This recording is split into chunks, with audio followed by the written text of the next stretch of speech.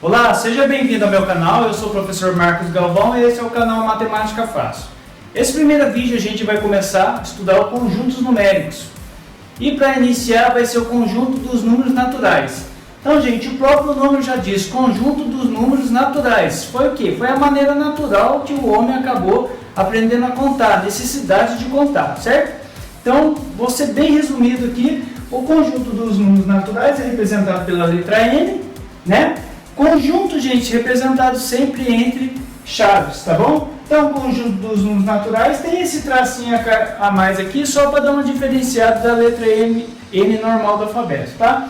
Então, ó, conjunto dos números naturais começa pelo 0, 1, 2, 3, 4, 5, 6, 7, 8 e vai embora, certo? Esses três pontinhos aqui indicam o quê? Que é infinitamente, tá? Gente, alguns autores consideram o zero não sendo natural. Então a gente vai considerar, e a maioria dos livros considera o zero como número natural, tá bom? Tranquilo?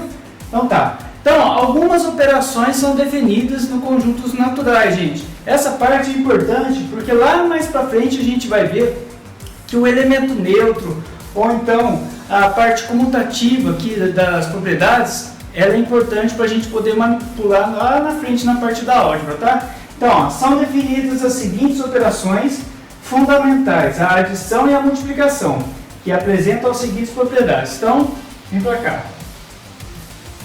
Lá, propriedades da adição. Então, associativa. O que quer dizer as propriedades associativas, gente? Quer dizer que isso a gente está considerando esse A, B e C, qualquer número natural, certo? Então, essa letra A, essa letra B e a letra C pode assumir qualquer valor aqui natural, certo? Então, quer dizer o que é a propriedade associativa? Quer dizer que qualquer número somado com o outro, se ele tiver entre parênteses, e lá fora tiver um número somando, sendo os três naturais, o que vai acontecer? Você pode manipular esse parênteses aqui, ó, você pode fazer isso. Mudar os parênteses de lugar, que vai manter o resultado, certo? Então, se eu colocasse, por exemplo, aqui, gente, se eu colocasse número, então aí eu já está um jeitinho explicado aqui, agora eu vou colocar número no lugar. Então, ó, considerando A, B, C números naturais, então se eu fizer, por exemplo, aqui, ó, se eu fizer 3 mais 4 mais 2, por exemplo, o resultado vai ser o mesmo que 3 mais 4 mais 2, certo? Ou seja, se eu tenho aqui dentro dos parênteses 3 mais 4 é 7. Lá fora, quem que está esperando para somar? O 2.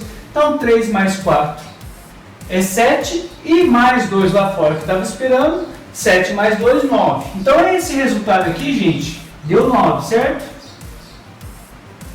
Deu 9. E aqui também não vai ser diferente. Então, ó, esse 3 aqui está esperando o resultado dos parênteses para poder somar. Então, ó, aqui dentro dos parênteses, 4 mais 2 dá 6. 6 mais 3 lá fora vai dar 9. Ou seja, ela é válida. Mas isso, gente, serve para qualquer número natural, tá? Não fica pensando que é só com o número 3, o 4 ou 2, não. Serve para qualquer número natural essa propriedade associativa, tá bom? A propriedade comutativa. Comutativa, a gente está vendo as propriedades da adição. Comutativa, assim, sendo A e B números naturais, o que vale? A mais B é igual a B mais A, certo? Ou seja, se eu tiver aqui qualquer número que seja, por exemplo, 8. 8 mais 5. 8 mais 5 vai ser a mesma coisa que 5 mais 8, certo? 8 mais 5 aqui vai dar 13. E 5 mais 8 também vai dar 13. Tudo bem? Então, essa é a propriedade comutativa da adição. Por isso, quando a gente vai fazer algumas somas, a gente pode manipular para tornar mais fácil, tá bom? Então, vamos lá. Elemento neutro da adição. Ele é neutro. Qual é o elemento que é o neutro da adição? Então, se você somar qualquer número natural ao zero, o que vai ser? Vai ser o próprio número. Então, por exemplo, aqui, então A mais 0 é igual a A. Por quê? Porque o zero é o elemento neutro. Então, se eu colocar qualquer número aqui, por exemplo, 17. 17 mais 0 é igual a 17. Ou seja, o zero na adição ele é neutro, ele não faz efeito. Tá bom? Então, essas três propriedades foram em relação à adição. Agora a gente vai para as propriedades da multiplicação. Tá bom? Também a gente vai começar com uma associativa. Então, ó, A vezes B está dentro dos parênteses. Se eu pegar esse resultado lá fora, quem está esperando para multiplicar? A letrinha C. Lembrando que a gente está falando dos números naturais. Então, por exemplo, eu tenho aqui 2 vezes 4. E lá fora, vezes 5, por exemplo. Então, lá dentro dos parênteses, 2 vezes 4 dá 8. O resultado vai multiplicar com o número que está lá fora. 8 vezes 5, 40. Então, esse resultado aqui deu 40. Certo? E aqui vai acontecer a mesma coisa. Só que agora o 2 vai estar fora. E o 4 e o 5 vai estar dentro dos parênteses. Então, você faz os parênteses primeiro. 4 vezes 5 é 20. Esse resultado vai multiplicar com o número que está lá fora esperando. Então, 4 vezes 5 é 20. 20 vezes 2, 40. Ou seja, mesmo resultado. E isso serve para qualquer número natural. Certo? Continuando. Comutativa.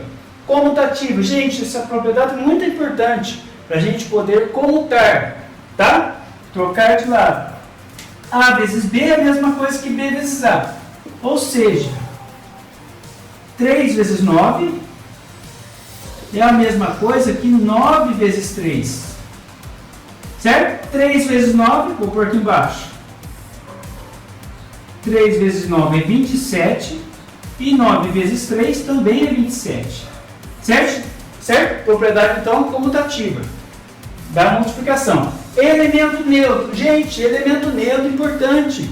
Na hora que a gente vai fazer racionalização mais lá para frente, né? Até na parte da álgebra dos produtos notáveis, o 1 é elemento neutro. A gente faz aquele esquema de 3 sobre 3, pega uma fração lá, multiplica o numerador e o denominador, enfim, a gente vai ver para frente. Então, esse elemento neutro da multiplicação é muito importante. Então, na multiplicação, quem que é neutro? Se você multiplicar qualquer número natural por 1, vai ser o próprio número também. Então, ó, A vezes 1 é igual a A. Ou seja, eu vou pôr aqui qualquer número que seja. 111. 111 vezes 1 é o próprio 111. Porque é uma vez o 111, é uma vez o próprio número. 111 vezes 1 é 111. Uma vezes qualquer número é o próprio número, certo? Então, é o elemento neutro da multiplicação. Agora, gente, a distributiva, essa distributiva aqui, eu estou distribuindo a multiplicação em relação à adição, certo? Então, a distributiva é da multiplicação em relação à adição. Eu vou até colocar com uma corzinha diferente aqui, só que a gente vai ver depois em produtos notáveis, fator comum. Então, aqui, ó, o que acontece aqui nessa distributiva? O próprio nome já diz, distributiva. Eu vou distribuir a multiplicação em relação à adição. Então, esse A aqui, eu vou distribuir a multiplicação aqui para a letrinha B e depois eu vou distribuir para a letrinha C, certo? Então, A vezes B, então serve para qualquer número. Depois eu vou colocar números aí. A vezes B está aqui. AB vai juntar. Se fosse parte algébrica, quando letras diferentes se multiplicam, elas apenas juntam, certo? Mas eu vou dar exemplo numérico aqui. Então, ó, A vezes B juntou AB. No caso de número, a gente vai colocar o resultado. Mais, porque aqui é mais, né? Depois a gente vai trabalhar a regra de sinais. Mais A vezes C junta AC. Tá bom? Isso foi com um exemplo de letras. Agora, com números, vocês vão entender melhor. Olha só. Imagine então que aqui, no lugar de A, eu vou colocar 2. No lugar de B, vou colocar 5, por exemplo. E no lugar de C, vou colocar 3, por exemplo. Então, aqui, o que vai acontecer? Eu vou fazer distributiva. Certo? Olha lá. Então, vamos lá. Vamos prestar atenção no seguinte, ó. Se eu distribuir, vai dar o mesmo resultado do que se eu fizesse aqui dentro e depois pegasse o resultado e multiplicasse com 2. Eu vou fazer aqui no cantinho para vocês saberem, ó. Então vamos pensar comigo, ó. Se eu resolver aqui dentro dos parênteses, daria 8, né? 5 mais 3 daria 8. E lá fora o número 2 está multiplicando. Então daria 8 vezes 2, o resultado daria 16, certo? Então aqui, ó, se eu fizesse assim, 5 mais 3 dá 8, certo? 5 mais 3 dá 8. E o resultado, 8 vezes 2, 16. Tá? Mas aí eu vou fazer o quê? Eu vou usar a propriedade distributiva. Então eu vou distribuir. A gente já sabe então que esse resultado aqui dá 16. E se eu fizer distributiva também vai dar 16? Tem que dar. Então lá, o que eu vou fazer? Eu vou distribuir aqui, ó, 2 vezes 5. No caso aqui, que são números que estão multiplicando, eu vou fazer o resultado. 2 vezes 5 é 10. Mais, aqui, 2 vezes 3. 2 vezes 3 é 6. E 10 mais 6, 16. Lembra que ia dar esse valor, certo? Então, deu 16. Com isso, gente, agora a gente viu as propriedades da adição e as propriedades da multiplicação em relação ao conjunto dos números naturais, tá? Eu vou apagar o quadro aqui e a gente vai continuar, que a gente vai falar um pouquinho, quando a gente fala de conjuntos numéricos, a gente não tem como a gente escapar de falar um pouquinho de teoria dos conjuntos, tá? Então é rapidinho, eu vou apagar o quadro aqui e a gente já volta, tá? Então até mais. Então pessoal, continuando a aula, essa relação que a gente vai ver agora, vai entrar um pouquinho em teoria dos conjuntos. A gente viu conjuntos numéricos, o primeiro conjunto que a gente viu foi o conjunto dos números naturais, né? Que é o 0, 1, 2, 3, 4, 5, 6 e vai embora infinitamente. Agora a gente vai falar um pouquinho sobre a relação de pertinência. Porque quando você tem um conjunto, tem os elementos que pertencem àquele conjunto. Por exemplo, se você tem uma sala, né, que o Pedro está naquela sala, por exemplo, um 8º ano ou um 9º ano, o Pedro pertence àquela sala. E isso, relação de conjunto, gente, não é só de conjuntos numéricos, né? Quando a gente fala conjunto, é uma coisa muito abrangente. Conjunto dos times de futebol, por exemplo, do Brasil, o Palmeiras, o Grêmio, enfim, né? Só que a gente está falando conjunto numéricos. Mas essa relação de pertinência, se um elemento pertence a um conjunto ou se um elemento não pertence a um conjunto, a gente tem um símbolo para usar. Então, ó, seja A um conjunto, então esse conjunto A pode ser qualquer conjunto. Um conjunto e X um elemento, né? Então quer dizer que o X pode ser qualquer elemento. Está sendo representado pela letra X, pode ser qualquer elemento. Então, o X é um elemento. Se X pertence ao conjunto A, como que a gente escreve? X pertence a A. Então, esse símbolozinho aqui, gente, quer dizer o quê?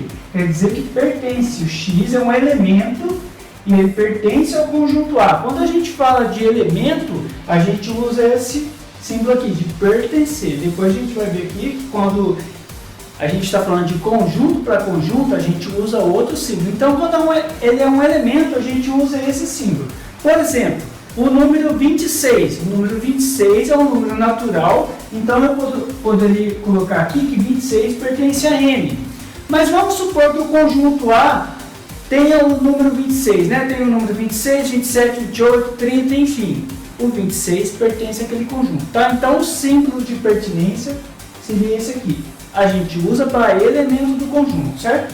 Então, para indicar que X não é elemento do conjunto A, escrevemos que X não pertence, tá bom? Então, se eu, por exemplo, pegando o conjunto dos números naturais, vou pegar lá 1,45. 1,45 não pertence. Então, se eu quisesse colocar aqui, eu colocaria 1,5 não pertence ao conjunto dos naturais. Esse conjunto A, gente, serve para qualquer conjunto. Só está tentando explicar o seguinte: quando um elemento pertence, você usa esse símbolo.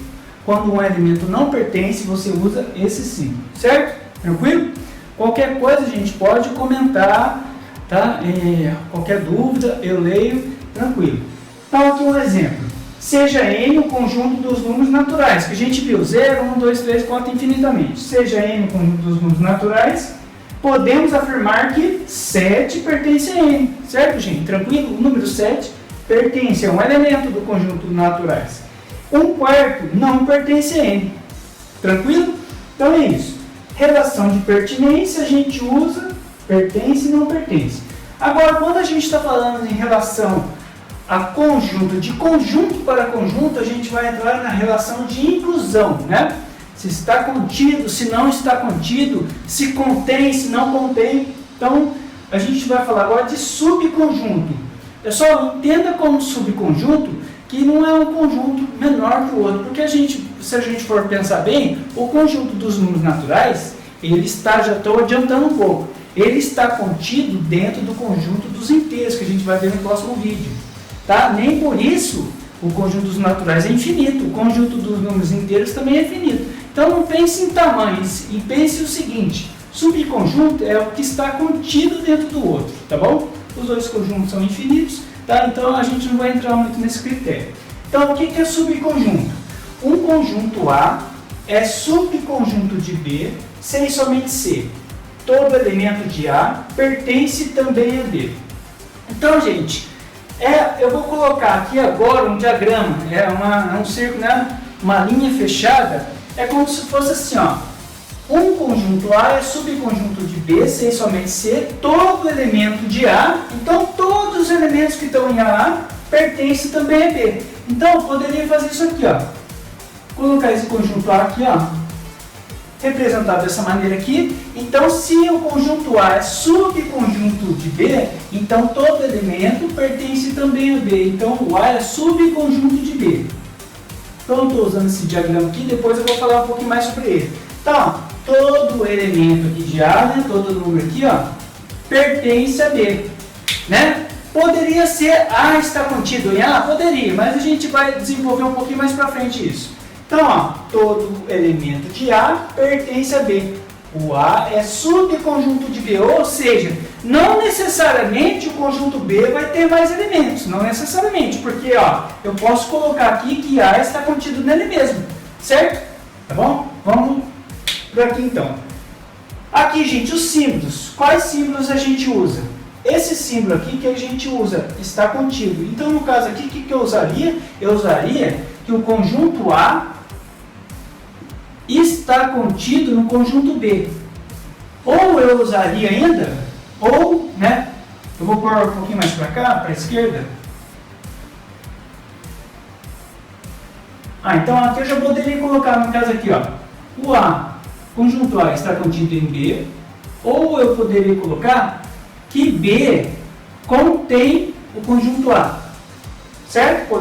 Poderia colocar dessas duas maneiras. Então aqui os símbolos, está contido, né? É um Czão, C grandão, né? Não está contido, usa o símbolo só que passa um traço, contém, não contém, tá bom? Toma cuidado para não confundir isso aqui, tem que treinar bastante para não confundir, depois a gente vai fazer exercício.